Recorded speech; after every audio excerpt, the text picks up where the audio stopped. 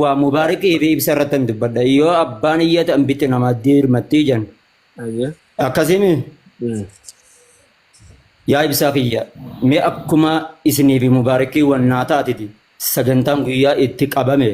yaaboo viidiyoo beeksisaa takkanaa itti dalagaadha. Guyyuma aladaa isin irratti naa qabaanaa deema yaa ibsaa rabbi sinaa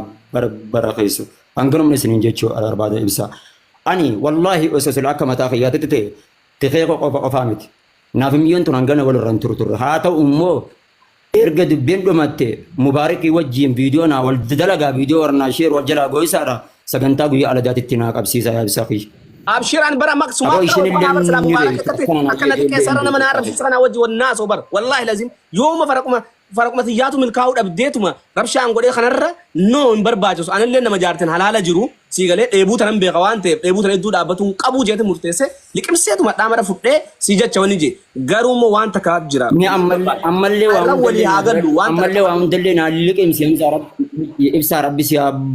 bara keessu. Yaa ibsa waliin galaaditi yaa ibsa kiyya dhiifama wajji ibsa akka obboleessa. Dhiifama jeeneer mubaarak dhiifama alada sana viidiyoo dalagee anduuyitti nan godhaa akkasumatti mana keetillee si baggii dhufaa waliin gargaara garuu immoo waan takka taama maama baan kanaa fi isin iddoo jirtu takkan argita ummata ifan ta'in maama baayyoo maallee namaa kasirra bade jiraate dubbadhu rakkoo takkan qabu. Ibsa rakkoo namaa rabbiidhaati itti beeka. Wanni namaati takkadde tamarrallee badillee hin jirtu. Ibsa kiyya meeqis yaa ibsa kiyya beektolee maarabbaa naa jaati inni manni ijaaramuuf yoo barbaada. Mee ibsa. Mana ijaarradheen obsa. Kan inni barbaade malee kan tikkeettaa miti. Mubee obsi. Ibsa amala dubbii fidaa jirta. Maaliif yoo jette maallaqa sirra badee kanamaa yoo jiraate himii maaliif malee isoo dirree baaniiti. Nagargaaraa jechaa jira ustaasni kuni maaliif asirratti namatti kofalchiisuu barbaadda nagargaaraa takka jeemi dandeessan gargaaraa dadhabdanniisaan ni gargaara nama yisiisuun bu'aan qabdu ibsa nama yisiisuu miti gara akkaataa isin ooftanii waan guddoo takka nagargaaraa abbaan fadhii nagargaaraa jiru namni meeqan makiinaa binne namni meeqan mana jaarrenti ni beeynatis mana mubaarakatii fi artistoota gurguddaa kanaawu si galee kanaan akun waan qallaalii bar akka rabbumaa jaarati yeroo ibsa isa kiyya dubbeen umatte ibsa yeroo takka laa dhaggeeffatu uummanni waan adii takka beekuu qabatu waan qulqulluu waan ifa taate takka sii galee yoo wanni biraan jiraanne gargaarsa mana barbaadaa bultisa argee yoo jenne kun waan bareedaa uummannis akkattis beekee bira dhaabbachuu la ibsa namni mana ilaala ibsa yeroo takka meen na dhagee yaa qaali nama yaaboo mees hamilee tiyyallee na eegaadha mi akkuma mubaarakii walii altatanii miti viidiyoo haanaa jijjatu sagantaan guyyaa sanitti haa beeksifamtu billa alayka tanan na duran dhaabbatana yaa ibsa rabbumaan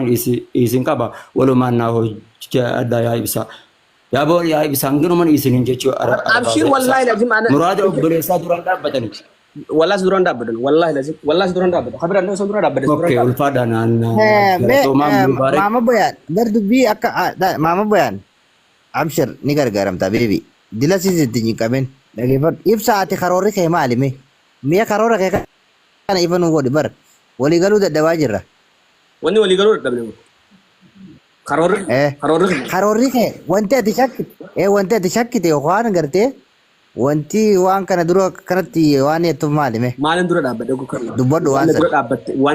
waan shakki gaafachuu karoora kiyya nan gaafachiisu dhaggeeffadhu karoora kiyya akka maama baan gargaaramu bifa adii ta'een waan qulqulluu ta'een namni beekee gargaaruu qabaadha. Karoora kiyya guddaan inni lammaffaa karoora kiyya ammaaf maama bayaan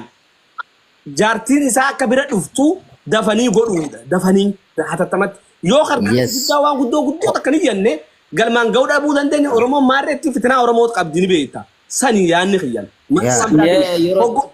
hoggoo akkatti atiin beektu mubaarakis naan jee qoyimee wayii jira naan jee shakkii biraa keessa uumamee waan kana dubbadheen waan biraatiif illee miti. Jechuun koo ati doolaara kuma lamaa funaannee fi wal bira deemanu jettee jennaan wanni biraa jira kanan siin jedhe manuma ijaarradhee manumaan keessa galfadhu qofa argannaan waan biraan fedhu waan isaan jedhaniif amma sii galte. Amma mubaarak asirratti waliif galla amma ni gabaabsina dhaggeeffadhu wanni adiin jirtu gargaarti ijoollee tanaa gurbaan kun reefullee achitti dubbanne gurbaan kun nama darasa nama dalagatee ooluu qabu ibsa akka abbaa keetitti qotachaan jiru kanni oolu markasa keessa jiran markasa keessa nama 200 wajjin mataan oowwaa ool nama lamaa fi nuti namni geessi irratti nama 5 kanaa walii galuu dadhabu jirra garuu inni kabarsiisaa jiru hawaasa nama 200 guyyaa kana guututti iyyaa ool halkanii guyyaa waan darasaan nama gootu biyyatti ni beekta ibsa kanaaf afaan illee wal mammaisine eega rabbii miidiyaa kana hawaasa kana duratti isaan as baas waan dandeenyuun manuma sanillee oromoo harki bal'aadha nama kaaniifuu ni jaarti sheekaaf namni goojoota gagadhaabe rabbiin ulaa jannataa dhaabaa ibsaa kiyya ni beekta kanaaf namni rabbi irratti niyate mana sanillee mana guddaa yoo dhaabaniif ummata oromooti ummata musliimaa guddaa asirraa qaba manuma sanuu haajaaraniif ummanni kanaaf haajaansa haajaate $2,000 jettu kanaa oli haajaa tana katti himachaa jiru hawaasa isaa bal'aadha ibsaa kiyya hawaasa bal'aa kana akka inni jedhu kanatti itti dubbannee harka tokkoon siifi mubaarakis anis ifi dura hirmaanne hawaasa isaa bal'aa kana haa hirmaachifnu ibsaa kiyya teeknika isin mudate dhiifama walii godha namni mana tokko jaaru citaa waliin saamu si jaalanne si kabanya bakka guddaa si qabna laffaatii guddaa isaanii siifi mubaarakis muut godhadhu eenyu kanarraa muut godha laffaatii guddaa irra ibsa jirti nabira dhiyoota mul'atu diidi akka shabaka kiyyan maamu bayaan obsi mangiste kiyya laffaatii guddaa irra sababa isaaniitti jirta ibsaa kiyya siin beeka galata namaa namni hin beekne waanidha kanaaf ibsaa kiyya amma ustaasa kanaaf sagalee takkaani gaafiin ta'e sirriidha waliigaluun rakkoon qabu waliigallee manuma sanillee hawaasni bal'aadha haa jaaruufi rakkoon isaa rakkoo guddoo bakka ol seenuu hin qabu namni kun nama bakka magaree taa'ee uummata barsiisu jiru abiibeeki uummata bal'aa irraa dhalatee uummanni kun gargaaree cinaa dhaabbatee mana sanillee yoo ijaaraniif akkam ijaaranii immoo